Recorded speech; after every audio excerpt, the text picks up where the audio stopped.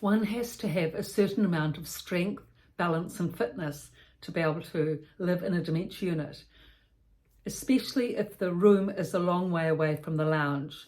In some dementia units, some rooms can be as far away as 50 metres from the main lounge. So the person has to walk 50 metres to their bedroom and the bathroom, 50 metres back. 100 metres is a long way for a dementia resident to walk, when in their own home it may well have only been 10 metres to and from the bathroom. So that's 10 times the distance to what they were walking in their own, environment.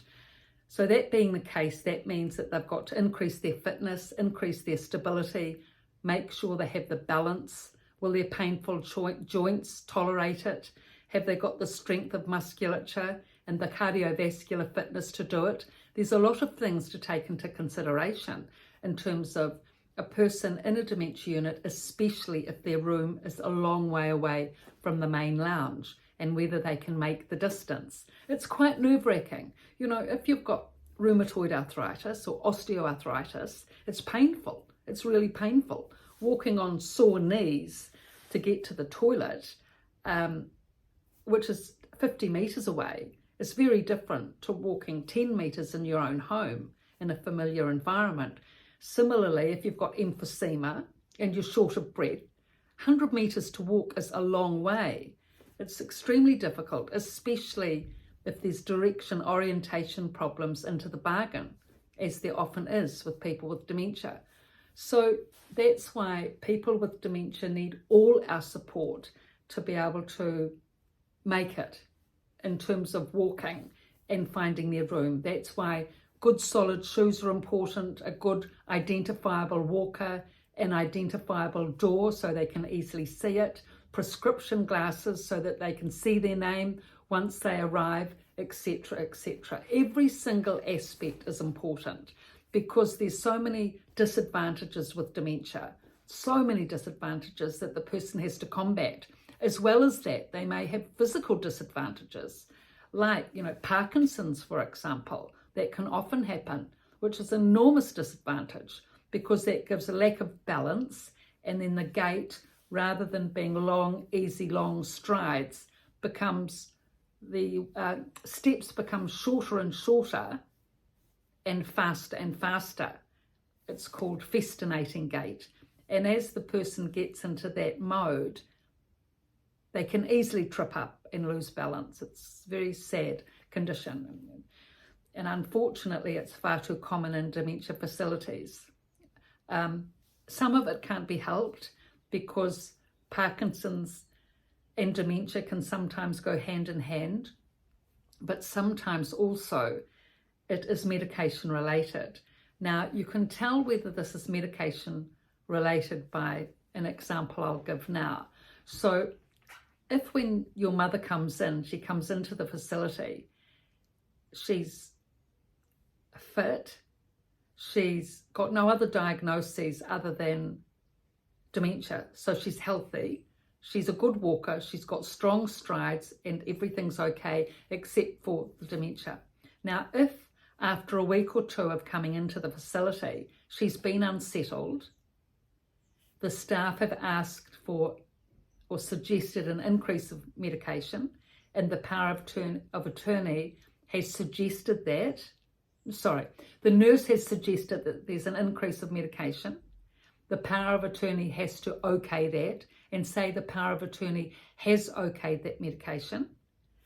And then after that, you notice that the person is, or you say your mother is deteriorating since the medication increase.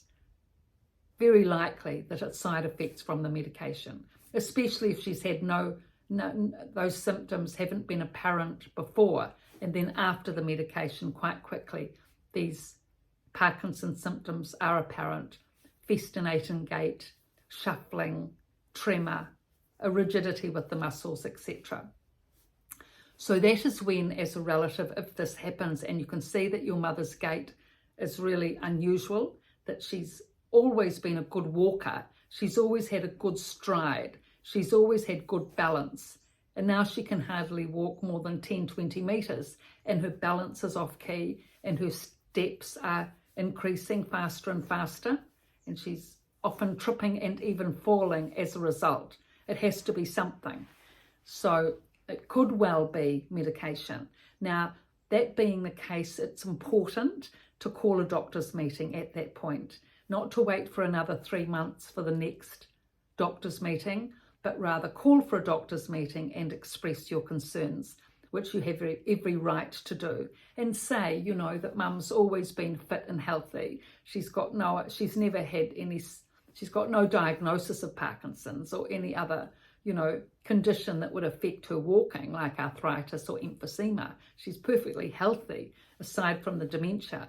And you've noticed since the increase of the medication that these symptoms, Parkinson's-like symptoms, are happening, that her balance is out of kilter, that her steps are shuffling, she's losing her balance, she's sometimes having falls.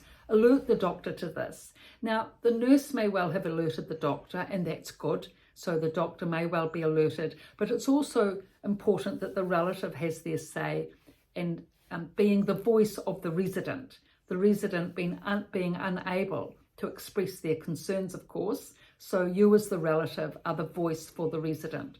So give your perspective, especially because you will know your mother well, you will know her medical history, so you'll be able to give that to the doctor and give context for the doctor. Even though they have the full clinical notes, they may not have had time to read them thoroughly, or they won't know your mother's history as well as you. So if you're updated and you've read the clinical notes yourself, you're updated on the medication, the increase of medication, the signs and symptoms, the diagnoses, everything at hand, you're informed of, so you can ask informed questions and get informed answers. And this will really help a lot, because if it is that their medication has been giving these side effects, the doctor may well say, oh, okay, well, you know, we'll just tailor it back a bit. And then you can work with the medical team so that, you know, the medication can be tailored back, and the walking can then, the side effects can reduce, and your mother can get the walking back. But you may need to help her with her self-confidence and her physical confidence with the walking, because confidence can really be knocked, not just with dementia, but then if the walking ability, if the woman is subjected to, you know, poor quality walking, and especially when there's stumbles and falls, it's really disheartening. So if you can encourage your mother with walking, walk with her along the corridors, arm in arm is good, or with her putting one hand onto the banister at the side of the hallway, that can give her support. You can take her other hand. Lots of walking around the dementia track is really, really helpful to increase her confidence with her walking, rather than independently trying on her own with her walker to get her walking back. Her stride back is just too difficult. Whereas if you can be like training her with her walking, and encouraging her, look, come on, mum, you know, we'll do another lap, you're doing really well. Now, this time we'll do it arm in arm, hand in hand, but this time let's see, after you've done 2 or 3 laps of that, let's see if you can do the full lap on your own, just holding on to the banisters, the rails at the side of the, you know, hallway. They always have rails in the hallway, so let's just hold on to the rails and see if you can do it on your own with me standing beside you. So let her do that for a good lap. And for a few times, a few visits, you can practice that. Then when she gets confidence with that, say, okay, now, mum, you just do this on your own, and I'll just stand back, you know, 5 meters to see that you're safe with this.